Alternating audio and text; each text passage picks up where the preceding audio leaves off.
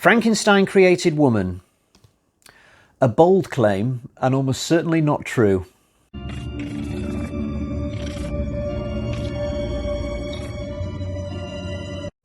Hi guys, so before I get into my review for Frankenstein Created Woman, I'll give you the usual notification that you'll find all my other Hammer reviews in my Hammer playlist, and there will be spoilers today. So this was the fourth Hammer Frankenstein film out of 7, so we've pretty much reached the halfway point now with these. Although I have really dragged my heels getting to this one, because I think it was about 7-8 months ago that I reviewed The Evil of Frankenstein, the third film.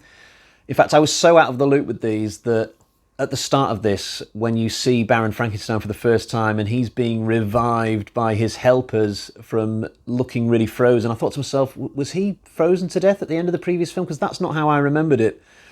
But one thing I did remember from The Evil of Frankenstein is the fact that there was quite a bit of snow and ice, and at one point the Baron does rescue one of his old creatures from an ice block, so it seemed reasonable that Frankenstein might have befallen this fate himself. But no, it turns out that the reason he's being revived at the start of this is because he's doing some sort of experiment where he gets his helpers to kill him for like an hour and then revive him. So it will give him a chance to take a look at the afterlife and see if there's anything out there. So basically he's pulling a Kiefer Sutherland in Flatliners, except thankfully for the rest of this movie, the Baron is not chased around by a small boy in a hoodie throwing rocks. I guess if anybody was going to come back and haunt Frankenstein in such a situation, it would probably be the maid from The Curse of Frankenstein, but thankfully that's not what happened. So once he's done with this particular experiment, he moves on to what he does best, which is bring a creature to life and set it free, except he cheats a little bit in this particular film because he doesn't like bring body parts from here, there and everywhere to sort of make a patchwork human. He basically just resurrects somebody whole. And at first it looks like it's worked because the woman he brings to life seems totally normal. The experiment seems to have been a success, but of course we know that there must be something up. And of course, once this particular woman has shaken the cobwebs off herself, the only thing she seems interested in is going around getting revenge on the 3 men who caused the death of her boyfriend while she was still alive. And these men also basically induced this woman into committing suicide. Her name's Christina, by the way. So what we've got here is not your typical Frankenstein film. It's more like a revenge film that just happens to officially be a Frankenstein film. It's directed by Terence Fisher. At some point, I'm going to have to go on this guy's filmography and count the amount of films that he directed for Hammer, because it just seems to be endless, the amount of times I see this guy's name associated with one of these films. But at least you know that you're in safe hands with Terence Fisher. Peter Cushing's back for a 4th time as the Baron, and a couple of other notable actors on the cast list. One of them is Susan Denberg, who plays Christina. Now, this girl's really impressive in this film. She basically has to play 2 different versions of this character, and she does both of them very well. She can't have been more than about 25 when she did this, and yeah, apparently this was her last movie. She went back to Austria after it was finished, and she got hooked on LSD and alcohol apparently, and that was the end of her film career. Very sad. There's also a guy in this called Derrick Folds. He plays one of the 3 bad men who end up getting killed by Christina.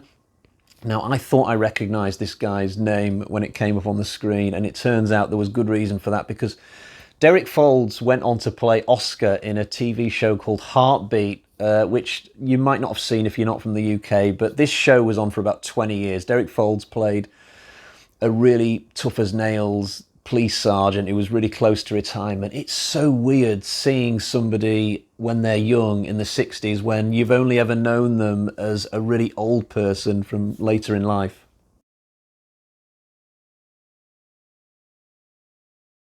Unlike the previous film, which was very much a fun for all the family, kitchen sink, at times slapstick Frankenstein film, this is much more a serious drama film, and this film very much plants its flag on that score in the very first scene, where we see this young boy Hans, who goes on to be quite the main character in the film for a while.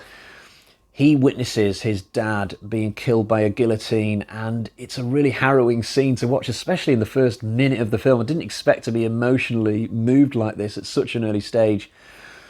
And the father spots that his boy has turned up just before the blade comes down. So the father gets emotional. The boy's obviously emotional. It's tough to sit through. It really is. And then we fast forward to when the boy is an adult. He's still in this same town. I don't know how easy it would have been back in those days for a poor person to move towns, but Hans is still here in this same place. So is the guillotine. It's in the exact same spot, like all these decades later. So Hans has to walk past this thing on an almost daily basis and be reminded of what happened to his father, which can't be easy for somebody to carry with them throughout their life.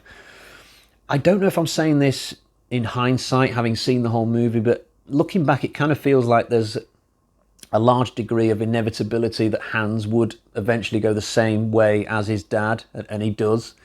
Because even though he's a nice guy, he's a nice character, he's a very loving person, he's also a little bit slow, he's a bit naive, he's not very savvy. And back in those days, when it's easy to imagine that the justice system was probably quite flimsy, you know, people could be sentenced to death on very little evidence, just a bit of hearsay, not much in the way of proper evidence as we would know it today in modern society. I kind of feel like Hans probably would have gone to the guillotine even if he hadn't been stitched up by the three aristocrats in this film. But so we have to watch another death by guillotine, which again is really tough to sit through. You've got Christina, his girlfriend by this point, coming out of the carriage and going, Hans! And Hans himself can see that she's watching. And yeah, I was watching this thinking surely something's going to save him at the last moment. We're not going to have to watch the blade come down for a second time. This is a movie. Come on, he's going to be saved. But no, and we've still got quite a bit of the film to go by this point. It occurred to me that couldn't he have come out in the middle of the night as a teenager and just wreck the guillotine so it couldn't be used anymore or something? But I guess the guillotine would probably just then be repaired or replaced, so Hans wouldn't have achieved anything. And I guess even if he'd have thought to do that, he wouldn't have done, because he'd be scared that he'd be caught in the act and put on the guillotine for such an action. I don't know whether it's just murderers who have to face the guillotine or whether it's people who do other crimes. I mean, is it a case of if you steal a bun from the bakery, off to the guillotine you go? There's no signs of there being a jail in this town, so maybe you just go to the guillotine for everything. I don't know. 2 days late with your council tax, off to the guillotine you go. There's a scene in this where Christina kills one of the people she's after, but instead of showing us the final body blow, we cut to a shot of the blade coming down on the guillotine, even though it's in a different location. So I thought to myself, is this just a bit of visual flair, or are we literally changing scenes here and we're being shown that the guillotine is still being used constantly, even though the story is now in a different place? One thing I noticed is that there's hardly anybody to witness the death of Hans's father, but when we get to Hans's actual death, a big crowd has gathered. Now, I kind of feel like this can't have been an accident, because when this film was being shot, surely they did all the guillotine scenes concurrently.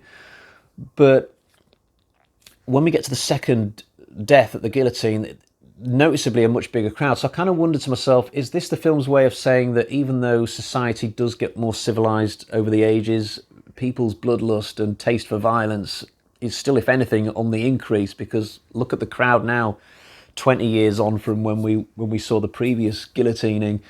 I might be overthinking that one, but definitely the guillotine itself is the biggest horror in this film. The biggest horror is meant to be Christina, because she's the monster that Frankenstein has technically created. There's one monster in each of these films, but no, I mean, there's nothing particularly scary about watching Christina go about her murders. I mean, they're fun to watch because the people she's killing are complete arseholes, but the guillotine is the biggest horror in this film. And I mean, it's so ominous the way that it just sits there in the middle of this field and is occasionally used. If I ever do a rankings video of the worst guillotines in movie history, I think the one in this film is going to be somewhere near the top. There's another one that's used in a war film called The White Rose, which gave me 1 or 2 sleepless nights after I'd watched the movie. There's just something about seeing a blade coming down, taking someone's head off, which is really horrific. I can see people hung, and that's not as big a problem at all, but guillotine, different matter.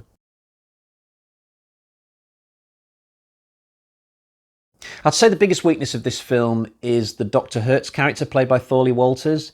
He's just a bit pathetic, this guy. He's like Mr. Smee from Peter Pan. When I compare him to some of the really good characters that Frankenstein used to hang with in The Revenge of Frankenstein and The Evil of Frankenstein. This guy just doesn't compare. I do, though, quite like the arrogant rich kids. Let me clarify that. I like the fact that they're so entertaining you can laugh at them. I don't actually like them as people. They are absolutely vile.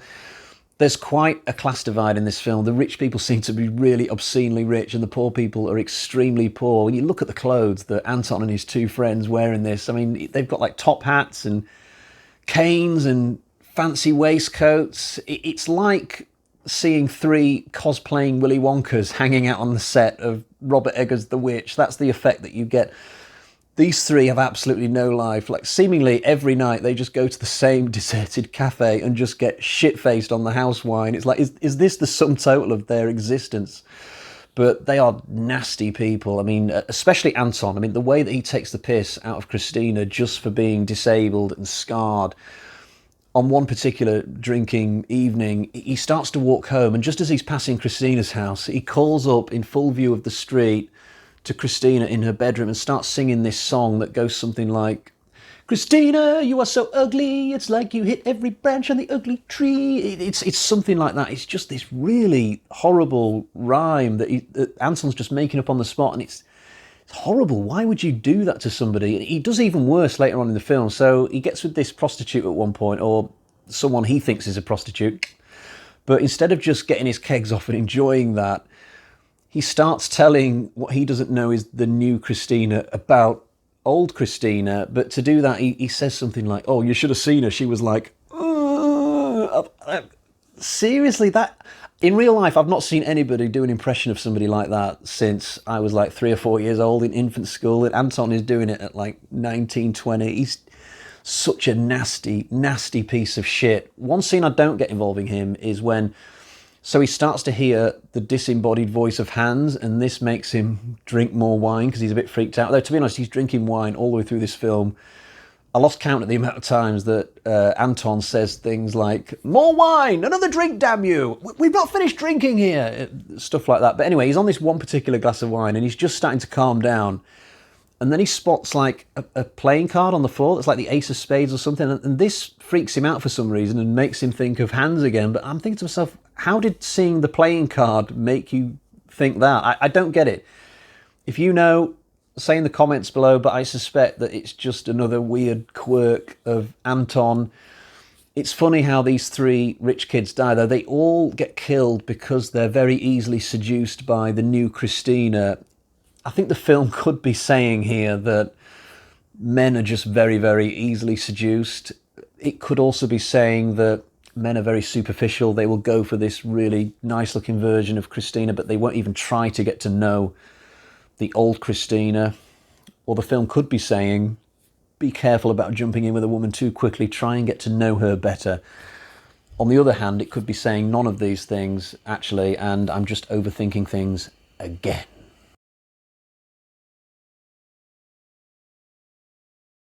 Time to show you the version of the film that I've got. Here is my very bare bones DVD copy of the film. The picture quality is okay, I guess. It's kind of like watching an old VHS tape, but it doesn't matter when it comes to these Hammer films.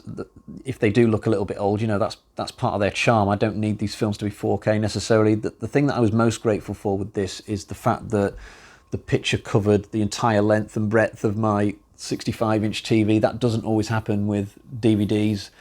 I watched a film just the other night where the screen was kind of compressed into this annoying square, but thankfully that doesn't happen on this particular disc. There's no special features to speak of. I think there is a Blu-ray for Frankenstein Created Woman that was released in region A, but I'm in B, and sadly this DVD is the best that I could get. Right, it's time to get to the bag of terror and find out what sort of score I'm going to give this film. So we've got 1, 2, 3, 3.5 bloody axes out of 5. This is classic Hammer as far as I'm concerned. It's funny in places. It's certainly creepy and scary in places. I think most people will get something out of this film. It is, for me, a slight improvement over the previous one, The Evil of Frankenstein. And yeah, I was quite impressed with this. I really enjoyed it, and I'm looking forward to checking out the next Frankenstein film at a later date. But for now, I will bid you adieu, and I guess I'll say thank you for watching this review. Until next time, cheerio, bye-bye.